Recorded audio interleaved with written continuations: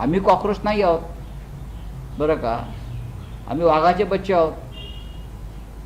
Cockroach पक्ष नवीन निर्माण झाला, आमचा वाघांचा पक्ष आहे, आम्ही डरकाळा फोडणारच. इतक्या लाखोच्या संख्येने भारतीय कॉक्रोच पार्टीला जे समर्थन मिळत आहे याचा अर्थ या देशामध्ये मोठ्या प्रमाणामध्ये तरुण बेरोजगार आहेत, अस्वस्थ आहेत, चिंतेत आहेत. त्यांना भारतीय जनता पक्षापासून अपेक्षाभंग झालेला आहे.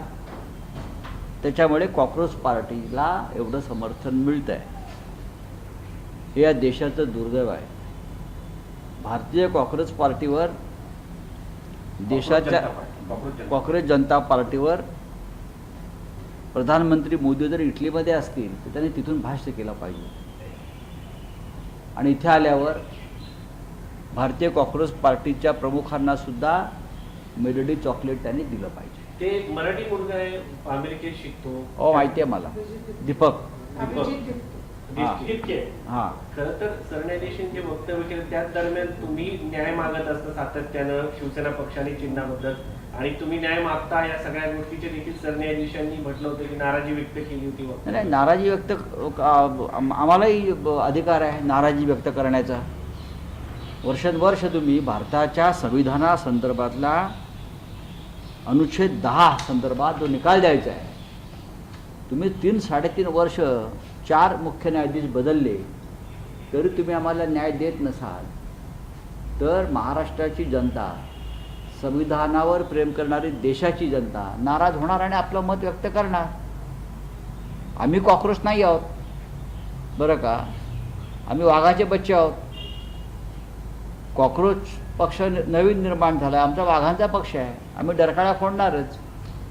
सर, काल पंतप्रधान नरेंद्र मोदी इटलीला होते. त्यांनी इटलीच्या पंतप्रधानांसोबत मेलोडी चॉकलेट दिले. त्याच्या निमित्ताने राहुल गांधी यांनी खूप टीका केली, देशामध्ये परिस्थिती काय आणि पंतप्रधान काय करतात असं म्हणत त्यांनी. बघा, देशाचे विरोधी पक्षनेते राहुल गांधी आहेत. जर प्रधानमंत्री मोदींना इटलीत जाऊन तिकडला पंतप्रधान जॉर्जिया मेलोनी यांना चॉकलेट वाटण्याचा अधिकार आहे किंवा त्यांना त्यात आनंद मिळतो आहे चॉकलेट वाटण्यामध्ये, देशाला गरिबीत आणि आर्थिक संकटात ढकलून, तर मोदींवर टीका करण्याचा का मोदींना सत्य दाखवण्याचा, आरसा दाखवण्याचा अधिकार विरोधी पक्षनेत्यांना जरूर आहे आणि त्यांनी तो दाखवला. त्यात काय चुकीचं आहे? अमित शहा आणि मोदींना गद्दार पण म्हटले संविधानाच्या. बघा, त्या संदर्भात चर्चा करू शकतो. ते संविधानाचे गद्दार आहेत असं म्हटलंय त्यांनी आणि त्याचं समर्थन करायला ते किंवा त्याची वकिली करायला ते समर्थ आहे. मोदी परदेशात अशा प्रकारे जाऊन जर वागत असतील तर त्यात देशाची प्रतिष्ठा काय वाढत नाही. परदेश दौरे हे प्रधानमंत्र्यांना करावे लागतात. मग तुम्ही करताय, मग तुम्ही तिथे पत्रकारांशी चर्चा केली पाहिजे, बोललं पाहिजे. या देशातून सुद्धा पत्रकारांची एखादा टीम त्यांनी न्यायला पाहिजे, जसे इतर प्रधानमंत्री नेत होते. मग तुम्ही लपून छपून असे दौरे का करताय, कशा करताय? तुम्ही त्यांना काय मेलोडी चॉकलेट द्या, ढोकला द्या, फाफडा द्या, जिलेबी द्या, अळूवडी द्या, बटाटवडा द्या, काही द्या, पण देशासमोर सत्य येऊ द्या, एवढंच आमचं म्हणणं.